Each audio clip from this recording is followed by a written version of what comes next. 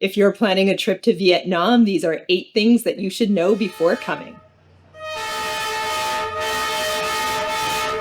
These are things that Chris and I noticed as slow travelers spending 6 weeks in Vietnam and what we think you should be aware of before visiting.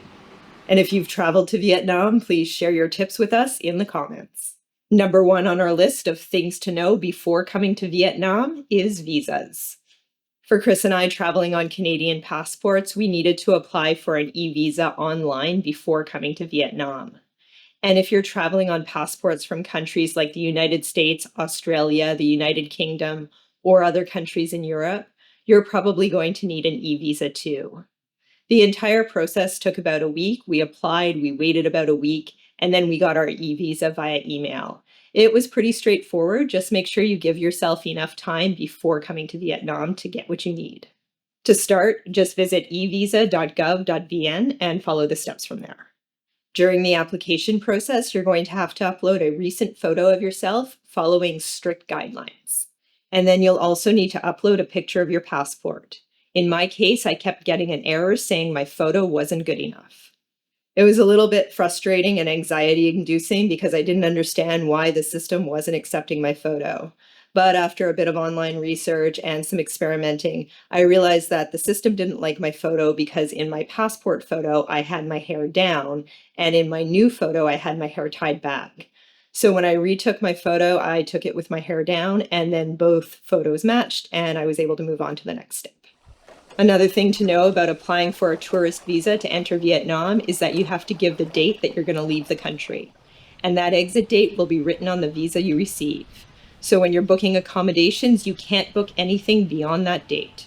This might seem really obvious, but Chris and I ran into a funny situation because of this. Our last day in Vietnam, we had a flight leaving the country around 7 or 8 p.m.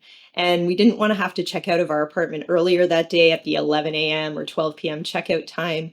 So we asked the hotel manager if we can just extend our stay by one more night. They said, no, we can't do that because our visa was expiring that day and they aren't actually even allowed to give us an accommodation beyond that day. So instead, they let us pay just for a late checkout, which was pretty much the same as paying for another night. Number 2 on our list of things to know before visiting Vietnam is that the country's climate varies quite a bit depending on where you are. The south is hotter than the north, but the north can still be very hot depending on the time of year. And the mountains are cooler.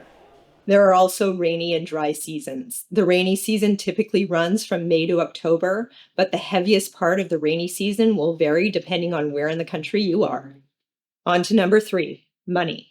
The Vietnamese dong is the currency used in Vietnam. We were able to exchange all kinds of currencies from the baht to US dollars to ringgit to Vietnamese dong in Vietnam. Major centers have lots of currency exchanges, and jewelry type stores also double as currency exchanges. It was easy for us to exchange money. Just make sure you're going to a place that seems reputable and always do the math and recount the money to make sure you're getting the exchange rate you think you are. ATMs are also widely available with transaction fees that were usually only a few dollars. And credit cards are widely accepted in the major centers too. Number 4 on our list of things to know before visiting Vietnam is all about Grab. Grab is the major ride-hailing app in Vietnam and works pretty much the same way Uber does. We were able to use it in all of the major centers. You can choose the size of the car you want, or you can choose a motorcycle driver. Just like Uber, you put in your credit card and you never have to exchange cash with the driver. And since you enter your destination ahead of time, you don't have to worry about speaking the same language as the driver. We used Grab a ton in Vietnam and throughout Southeast Asia, and we never had any issues. I downloaded the app ahead of time, so it was ready to go when I needed it. Let's move on to number 5, accommodations. We're slow travelers spending a longer time in each place, so we want a bigger apartment with a kitchen and a sofa area. What you should know before renting an accommodation in Vietnam is that Airbnb operates in a gray area. Accommodation rentals need to be done through licensed operators.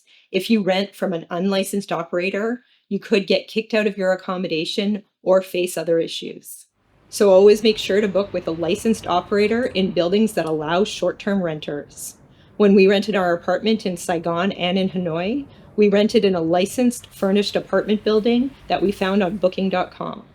When we were first looking for apartment rentals in Vietnam, especially in places like Ha Long Bay, I noticed a lot of really weird things about the rentals. Like there were a lot of really new listings, or there were listings without a lot of reviews that didn't seem very legit. And it made me think that hosts were getting bad reviews and then just removing the listing and relisting it.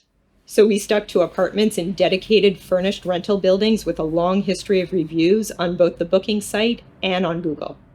Number 6, SIM cards. If you're looking for a physical SIM, there are lots of options.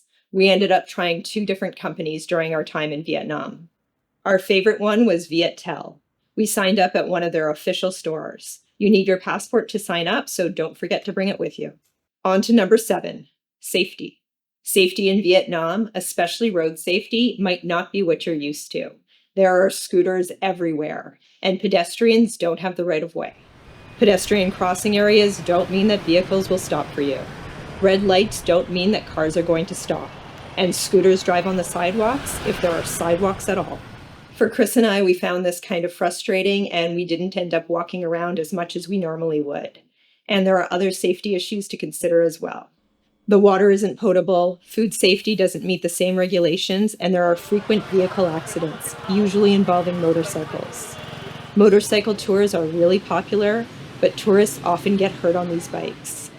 There was also a recent boating accident in Ha Long Bay where many people died. Accidents can happen anywhere, but keep in mind that there might be less regulations in Vietnam than what you're used to. If something doesn't seem right, pass on it, even if you've already paid. And last on our list of things to know before visiting Vietnam is that this is a beautiful country. When you're planning a trip to Vietnam, give yourself time to explore. Vietnam has a great coffee culture, interesting cities, and beautiful scenery. Many people visit Ninh Binh as a day trip from Hanoi. But as slow travelers with extra time in the country, Chris and I were able to spend a full week there. We rented a fantastic cabin with stunning views of the limestone mountains, and we were able to go on several boat rides down the rivers to see all the caves and rock formations. We also had time to just sit and enjoy a coffee along the waterfront. I know not everyone has the time to do this, but if you're able to spend a bit more time in Vietnam, it's worth it. From money, visas, and accommodations to safety and SIM cards, those are 8 things that we think you should know before visiting Vietnam. We hope you're doing well, and we'll see you in our next video.